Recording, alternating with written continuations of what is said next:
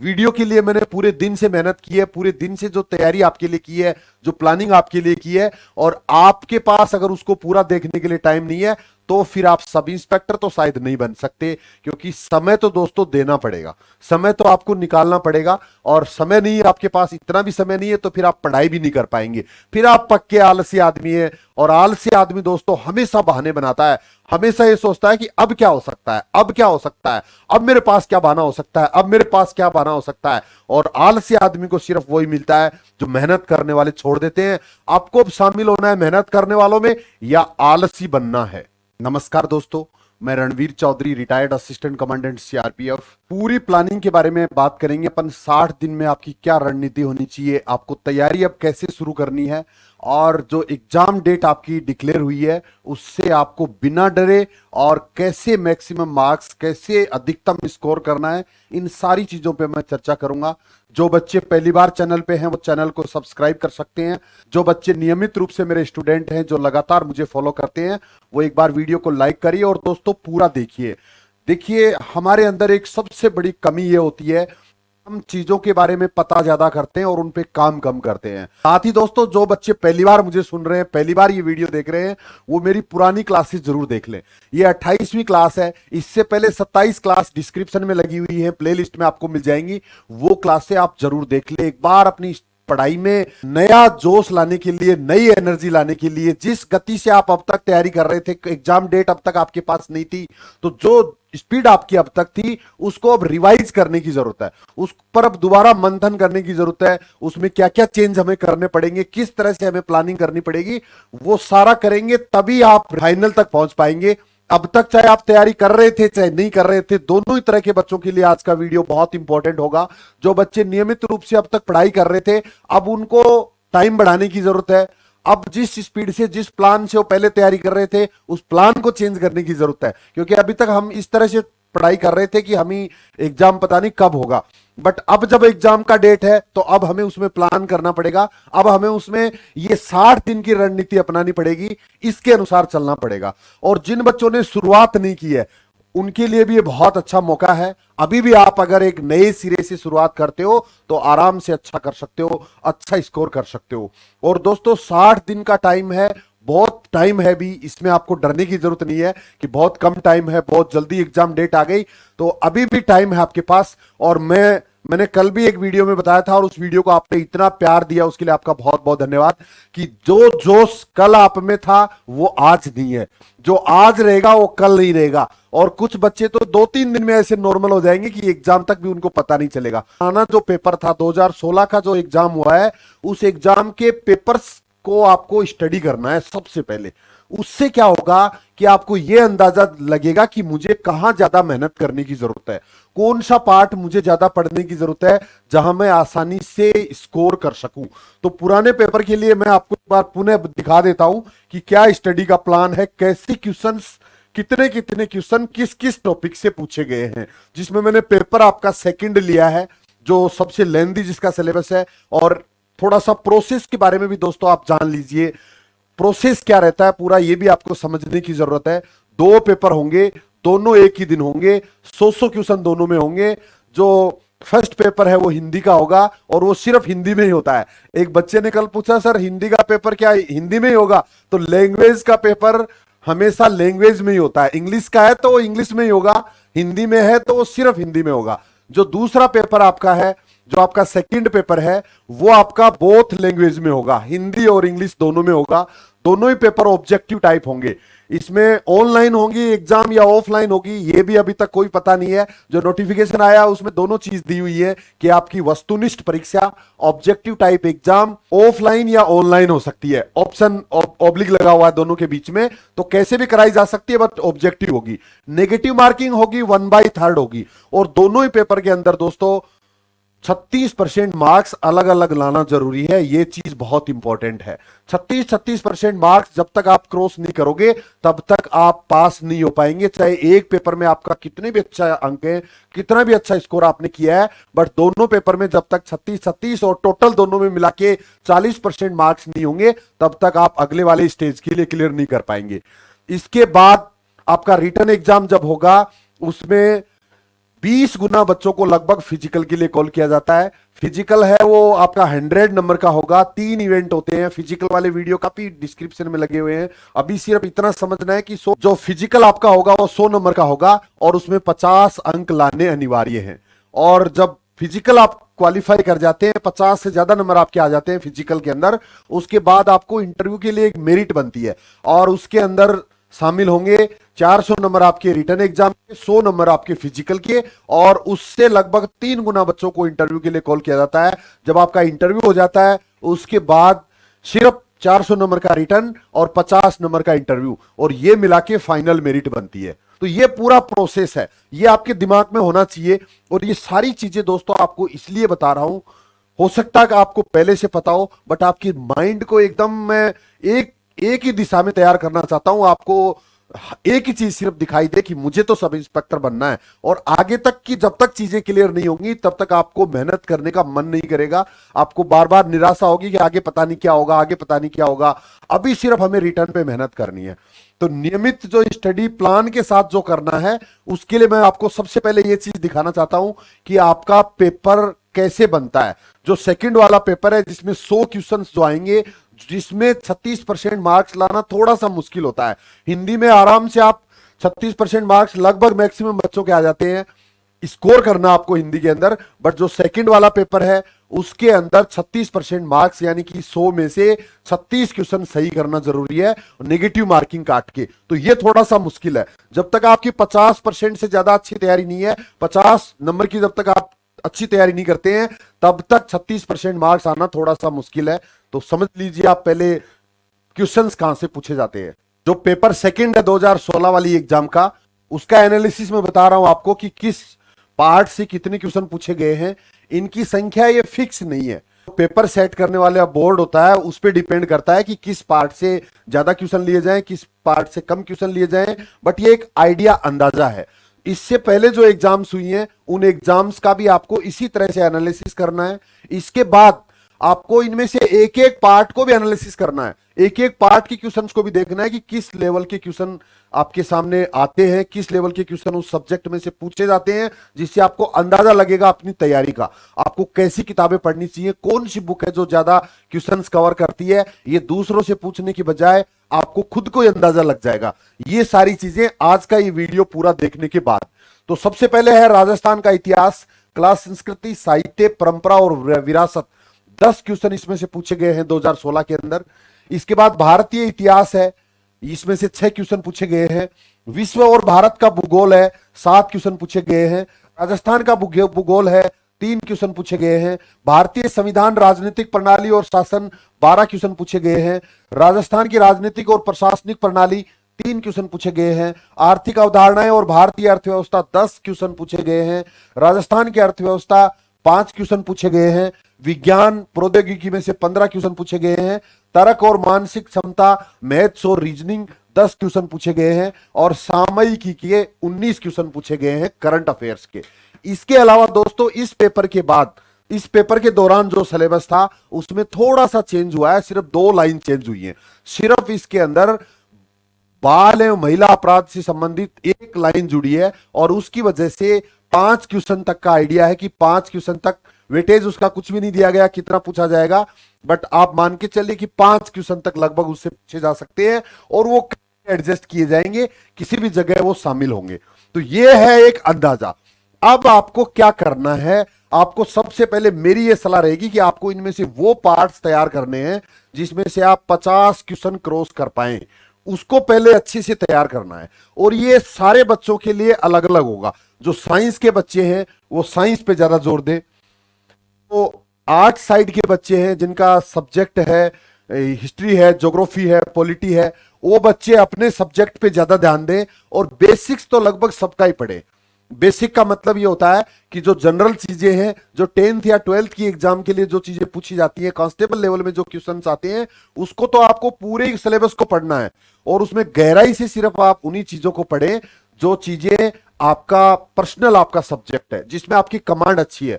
और साथ ही मैं बता दूं कि कट ऑफ के लिए भी बहुत से बच्चे परेशान हैं कि सर कट ऑफ क्या रहेगी। कुछ बच्चे कमेंट कर रहे हैं सर इतना स्कोर कर देंगे तो हमारा हो सकता है क्या। तो स्कोर आपके बस में थोड़ी है, आपके बस में क्या स्कोर करना कि मुझे इतने क्वेश्चन करने हैं या मैं इतने क्वेश्चन कर सकता हूं। अगर ऐसा होता तो फिर 400 में से पूरे 400 करो, तो आपको पूछने की जरूरत नहीं पड़ेगी किसी को। तो ऐसा नहीं होता है, आपको अपना बेस्ट देना है, आपको अपना सबसे ज्यादा मेहनत करके जो आप दे सकते हो वो देना है।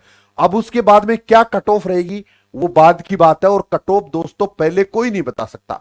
पिछले साल के कट ऑफ मैं जरूर बता सकता हूं कि रिटन एग्जाम की जो कट ऑफ थी जनरल कैटेगरी ओबीसी कैटेगरी के लिए सिर्फ 50% थी। 400 में से सिर्फ 201 नंबर जिस बच्चे के थे वो जनरल और ओबीसी कैटेगरी में रिटन एग्जाम क्वालिफाई कर गए। एससी और एसटी कैटेगरी के लिए 160 नंबर 164 नंबर थे, यानी कि 40 और 41% में एससी और एसटी कैटेगरी के बच्चे सारे क्वालिफाई रिटन एग्जाम हो गए। फाइनल क्या रही है वो बात की बात है, उस पर हम आज डिस्कस नहीं करेंगे। उसका अगर आपको देखना है तो डिस्क्रिप्शन में वीडियो लगे हुए हैं, मेरी जो 27 क्लासें हैं उसमें हर चीज मैंने समझा रखी है। वो अगर देख लेंगे तो आपको समझ में आ जाएगी हर चीज। पूरी 2016 की भर्ती का पूरा एनालिसिस कर रखा है, वो भी आप देख लें जिससे आपको अंदाजा लग जाएगा।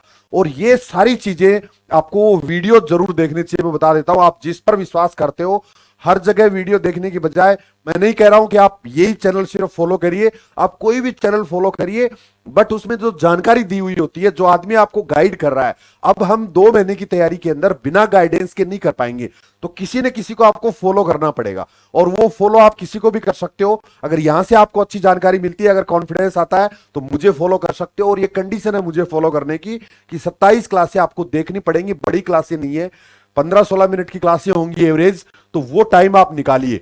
स्टार्टिंग में आप ये चाहो कि मैं कल से ही 12 घंटे पढ़ना शुरू कर दूंगा तो संभव नहीं है दोस्तों। शुरू में आप 4-5 घंटे से भी शुरुआत करिए और बाकी टाइम में आप दूसरे काम मत करिए। अभी सारे काम छोड़ के आप अपना नॉलेज इंक्रीज करिए, वीडियोस देख के अपने अंदर कॉन्फिडेंस पैदा करिए, जानकारी एकत्रित करिए, हर तरह की चीजें अपडेट करिए, करंट वगैरह के वीडियो देखिए। और उससे क्या होगा कि आपकी तैयारी भी होगी और आपका पढ़ाई में मन भी लगा रहेगा। लगातार अगर आप 12 घंटे 14 घंटे बैठ के पढ़ने की कोशिश करेंगे तो अचानक नहीं कर पाएंगे। तो 2 सब्जेक्ट, ये जो तर्क और मान यानी कि मैथ्स और रीजनिंग के क्वेश्चंस का आइडिया आपको देने के लिए मैंने मेहनत की है। इसके जो 10 क्वेश्चन है वो मैं आपके सामने अभी रखूंगा कि किस लेवल के क्वेश्चन मैथ्स और रीजनिंग के पूछे जाते हैं। तो ये मैथ्स और रीजनिंग वाले 10 क्वेश्चन है वो लगभग सारे बच्चे कर सकते हैं, इसमें आपको बहुत ज्यादा मेहनत करने की जरूरत नहीं पड़ेगी। ये 10 आप कर सकते हैं, सारे बच्चे कर सकते हैं लगभग। और इसमें से मैं बता रहा हूं 8 क्वेश्चन आप आराम से सही कर लेंगे थोड़ी सी मेहनत के बल पर। और इसके बाद ये सामयिकी है, ये आपको सबको तैयार करनी है, तो ये भी हमने कर लिया, ये भी हमने कर लिया। देखिए 29 नंबर की हमारी तैयारी हो गई। 50 नंबर अगर आप क्रॉस कर लोगे तो फिर आपको पूरा सिलेबस कवर करने की जरूरत नहीं है। जो आपको डर लग रहा है ना कि मेरी तो अभी तक तैयारी हुई नहीं, मैं तो अभी तक, मेरा कोर्स अभी तक कंप्लीट नहीं हुआ, तो पूरा कोर्स कंप्लीट करने की जरूरत नहीं है अभी। ये इसीलिए आपको कम टाइम के अंदर अपने को दोबारा प्लानिंग करना है। जिस स्पीड से आप चल रहे थे उस स्पीड से नहीं चलेंगे हम।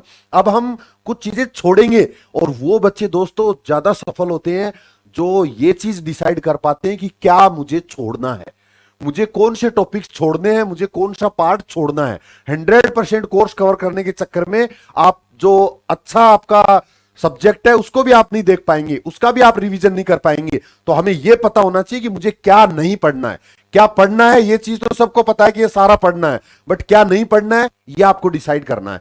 तो क्वेश्चंस का लेवल आप अपने आप पहचान करेंगे। इसके अलावा जो साइंस के बच्चे हैं वो ये वाला पार्ट भी कर सकते हैं, विज्ञान और प्रौद्योगिकी, ये 15 ये भी कर लिए। तो ये तीनों चीज साइंस के बच्चों के लिए अच्छी हो सकती है।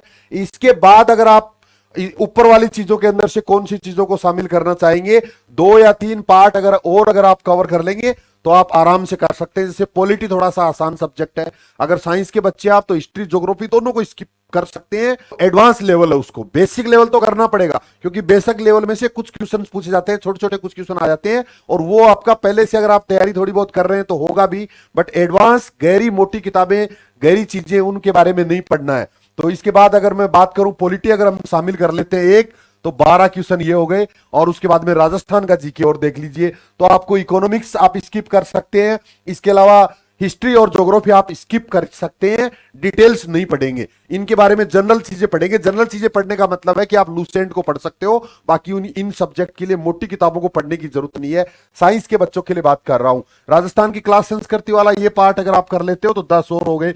अभी देख लीजिए आप, यानी कि ये अगर आप कर लेते हो, ये अगर आप 5 पार्ट अगर आपने कर लिए तो आप आराम से 66 नंबर की तैयारी कर चुके हो। ये आप अच्छे से तैयार पहले करिए, पहले 1 महीने में आप इसको तैयार करिए, और उसके बाद अगर हमारे पास टाइम बचता है तो उसके बाद में हम दूसरे पार्ट्स में भी जा सकते हैं।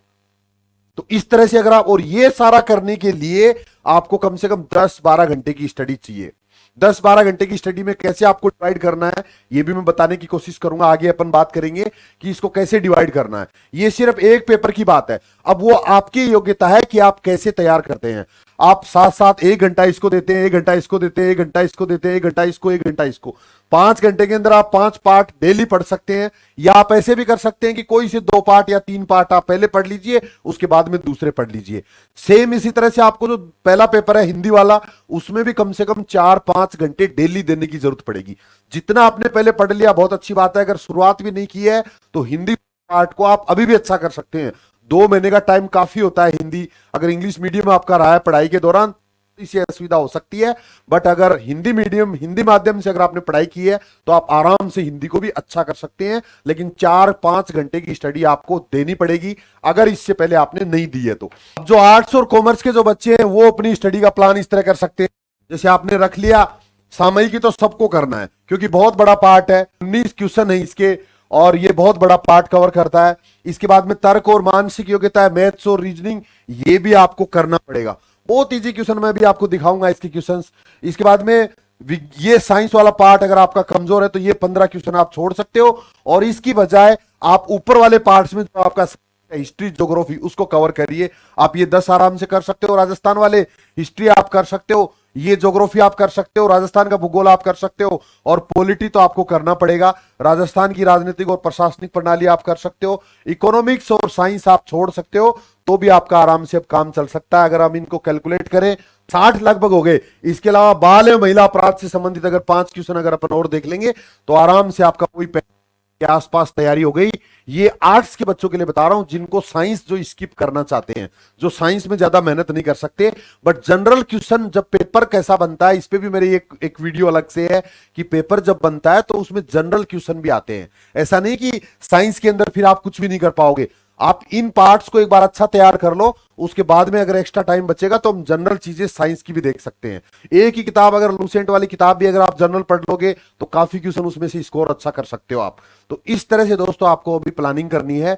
सारा मैटर अगर आप पढ़ने की कोशिश करोगे 60 दिन में तो फिर हम रिवीजन नहीं कर पाएंगे, और उस कंडीशन में फिर हमने जो मेहनत की है वो भी हमारी बेकार होती है। और कॉन्फिडेंस दोस्तों तभी आता है जब हमारे पास हमें कोई चीजें पता होती हैं। जब तक हमारी पढ़ाई नहीं होती है तब तक हमें हमेशा डर ही लगता रहता है। जिस तरह से अभी आपको डर लग रहा है, डर उन्हीं बच्चों को लग रहा है जिन्होंने तैयारी अभी तक शुरू नहीं की है। बाकी जो तैयारी कर रहे हैं, जिन्होंने तैयारी शुरू कर रखी है, उनको ज्यादा डरने की जरूरत नहीं है। अभी ये देखिए जो 10 क्वेश्चन 2016 वाली एग्जाम में पूछे गए मैथ्स और रीजनिंग के, इनका लेवल क्या था ये मैंने स्टडी किया है आपके लिए, और आपको दिखा भी रहा हूं कि किस लेवल के क्वेश्चंस थे। और इसी तरह से आपको बाकी सब्जेक्ट्स में भी मेहनत करनी है। अगर आप आंख बंद करके मेहनत करेंगे, अगर आप सीधा ही किताबों के पीछे पड़े रहेंगे, उसकी बजाय अपनी प्लानिंग करने का मतलब है कि अपनी अच्छे से प्लानिंग करिए। अपने जो आपके जो सब्जेक्ट आप तैयार कर रहे हो उसमें किस टाइप के क्वेश्चन पूछे जाते हैं, कितनी गहराई से क्वेश्चन पूछे जाते हैं, और क्या क्या चीजें पढ़ने की जरूरत है, तो वो चीजें आपको अंदाजा मिलेगा। अभी मैथ्स और रीजनिंग के जब आपको 10 क्वेश्चन पूरे दिखा दूंगा तो आपको खुद को अंदाजा हो जाएगा कि मेरी तैयारी मैथ्स और रीजनिंग में मुझे कितने घंटे पढ़ने की जरूरत है और कितने क्वेश्चन में कर सकता हूं। ये क्वेश्चन है आपका परसेंटेज का। 2 उम्मीदवारों के बीच हुए चुनाव में जिस उम्मीदवार को 39% मत प्राप्त हुए वो 19,800 मतों से पराजित हो गया। कुल डाले गए मतों की संख्या क्या थी? अब मैं यहां सोल्व करके नहीं बताऊंगा, ये लेवल है मैथ्स के पहले क्वेश्चन का। दूसरा क्वेश्चन देखिए जो आया हुआ है, एक धन ब्याज से 2 वर्षों में 4850 रुपए तक बढ़ता है, 3 वर्षों में यह 5335 रुपए हो जाता है, तो वार्षिक ब्याज दर क्या है? नेक्स्ट क्वेश्चन है, ए तथा बी बहनें हैं, रीजनिंग का क्वेश्चन है। आर तथा एस भाई है, ए की बेटी आर की बहन है, बी का एस के साथ क्या संबंध है? ब्लड रिलेशन का रीजनिंग का क्वेश्चन है। बहुत आसान से क्वेश्चन है, कोई ज्यादा टफ क्वेश्चन नहीं है। नेक्स्ट क्वेश्चन है, दो मिश्र धातुओं में तांबे तथा टीन का अनुपात क्रमशः 3:4 तथा 1:6 है।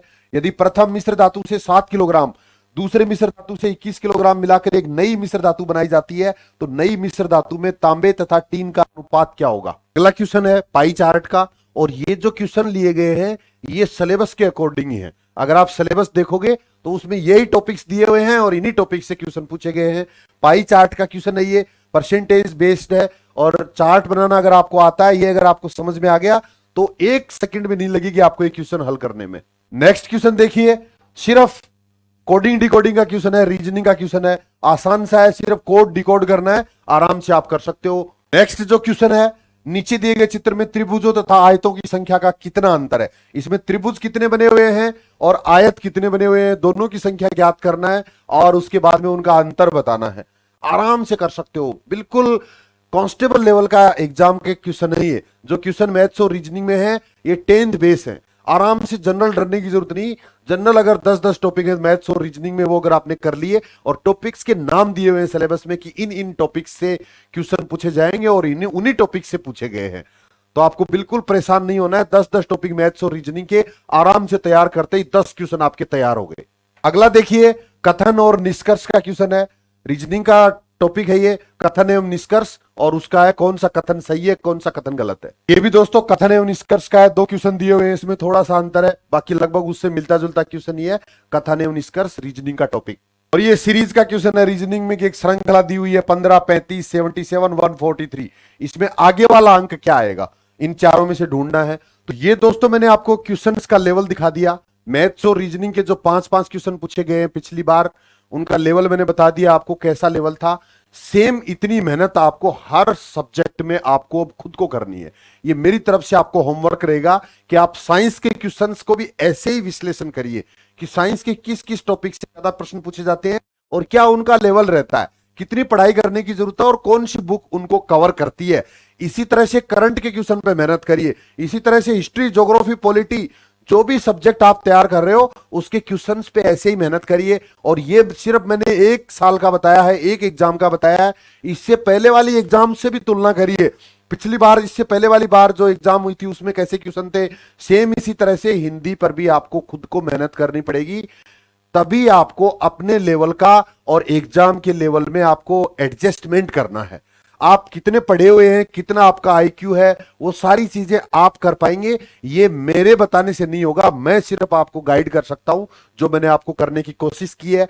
आशा है आपको ये चीज समझ में आई होगी। अब हम चलते हैं नेक्स्ट टॉपिक के ऊपर। हमने नियमित स्टडी करना प्लान के साथ इस चीज पे डिस्कस कर लिया।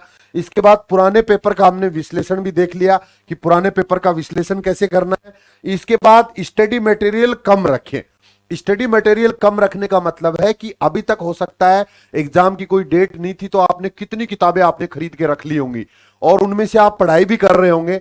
बट अब जब टाइम कम है, हमारे पास सिर्फ 2 ही महीने का टाइम है, तो उस स्टडी मटेरियल की छटनी करिए। जो चीजें, जिस सब्जेक्ट की आपके पास 2-2 किताबें हैं उनको हटाने की कोशिश करिए। सिंगल किताब भी अगर आप पढ़ लेंगे तो भी आप आराम से कवर करेंगे इतने कम टाइम में। हमें ये कोई नहीं पूछता कि आपने कितनी किताबें पढ़ी हैं, आपने कौन कौन सी किताबें खरीदी हैं, आपने कौन से चैनल से तैयारी की है, आपके पास नॉलेज कितना है और एग्जाम में आपने क्या किया, ये इंपॉर्टेंट है। कौन सा सरल क्वेश्चन आपने किया है, कौन सा हार्ड क्वेश्चन आपने किया है, वो चीज मायने नहीं रखती। आपने सही क्वेश्चंस कितने किए हैं, सिर्फ वो स्कोर काम आता है। तो कई बार बच्चे छोटी छोटी चीजों को, छोटी छोटी प्रश्नों को गलत करते हैं और बड़े प्रश्नों को सही वैसे भी नहीं कर पाते, तो उससे नुकसान होता है। मैंने पहले भी, जिन बच्चों को अभी तक नहीं पता स्टडी मटेरियल का, डिस्क्रिप्शन में एक वीडियो दिया हुआ है कि आपको बुक्स का चुनाव कैसे करना है, कौन कौन सी बुक्स पढ़नी है, और उसमें जनरल किताबें बताई है मैंने, आसान किताबें बताई है जिनसे आप आराम से अपनी तैयारी अच्छी कर सकते हो। तो जिन्होंने वो वीडियो अभी तक नहीं देखा है वो देख के आप अपनी स्टडी मटेरियल का चुनाव कर लीजिए। और जो आपने प्लानिंग किया है, जिस तरह से मैंने स्टार्टिंग में जो प्लानिंग बताई थी उसके अनुसार अगर आपने प्लान कर लिया कि मुझे कौन कौन सा सब्जेक्ट अच्छा तैयार करना है, वही किताबें सिर्फ अपनी स्टडी टेबल पर स्टार्टिंग में रखिए, बाकी को हटा दीजिए। क्योंकि जितनी ज्यादा किताबें आपकी टेबल पर होंगी उतना ही भार आपके दिमाग पर होगा और बार बार आप डाइवर्ट होंगे। थोड़े दिन ये पढ़ेंगे, थोड़े दिन वो पढ़ेंगे, थोड़े दिन इसको देखेंगे, फिर उसको देखेंगे, डरते रहेंगे आप हमेशा। तो स्टडी मटेरियल को जितना दिन बचे हैं उसी के अनुसार कम कर दीजिए, यानी जो स्पीड आपकी अब तक चल रही थी उसको बढ़ा दीजिए और स्टडी मटेरियल को कम कर दीजिए। अब ये भी दोनों चीजों पे अलग अलग डिपेंड करता है कि जो बच्चे पहले से तैयारी कर चुके हैं, जिनकी आधी तैयारी हो चुकी है या 75% हो चुकी है, उनको अब ज्यादा जोर नहीं आएगा। बट जो जिन्होंने अभी तक स्टार्टिंग भी नहीं किया है, जो ये चाहते हैं कि मैं अब जीरो से स्टार्ट करूं तो कर सकता हूं क्या, कमेंट में मैं देख रहा हूं कि बहुत से बच्चे पूछ रहे हैं सर मैं जीरो से स्टार्ट करूं तो 2 महीने में कर सकता हूं क्या। तो मेरे भैया ये आपकी काबिलियत है, आपको पता होना चाहिए। मुझे क्या पता कि आप 2 महीने में कर पाएंगे नहीं कर पाएंगे, आप कितने घंटे पढ़ेंगे, आपको पहले से कितना पता है, ये चीजें आप पर डिपेंड करती हैं। तो इस तरह से कोई नहीं बता पाएगा आपको कि अब आप जीरो से शुरू करोगे। अभी आपने कल से, जब से एग्जाम की डेट आई है उसके बाद में अब तक आपने कितनी पढ़ाई की है, ईमानदारी से खुद से पूछिए, आपको खुद को जवाब मिल जाएगा। मैक्सिमम भीड़ ऐसी है, 90% ज्यादा बच्चे ऐसे हैं जिन्होंने अभी तक किताब भी नहीं उठाई, जो सिर्फ वीडियो देखने में लगे हुए हैं, जिनको कोई मतलब नहीं है पढ़ाई से अभी भी। और वो 3-4 दिन तक ऐसा करेंगे, उसके बाद में निराश होकर बैठ जाएंगे और एग्जाम अपने टाइम पे होगा। जो मेहनत करने वाले बच्चे हैं वो फाइनल आराम से होते हैं। और दोस्तों यही कारण है कि पास होने वाले बच्चों में और फेल होने वाले बच्चों में ज्यादा अंतर नहीं होता है, बहुत ज्यादा अंतर नहीं होता है। जो बच्चे नियमित रूप से स्टडी करते हैं, जो बच्चे लगातार पढ़ते रहते हैं, वो आराम से निकल जाते हैं, चाहे पहले से कमजोर हैं चाहे इंटेलिजेंट हैं। कंपटीशन में कोई मायने नहीं रखता है।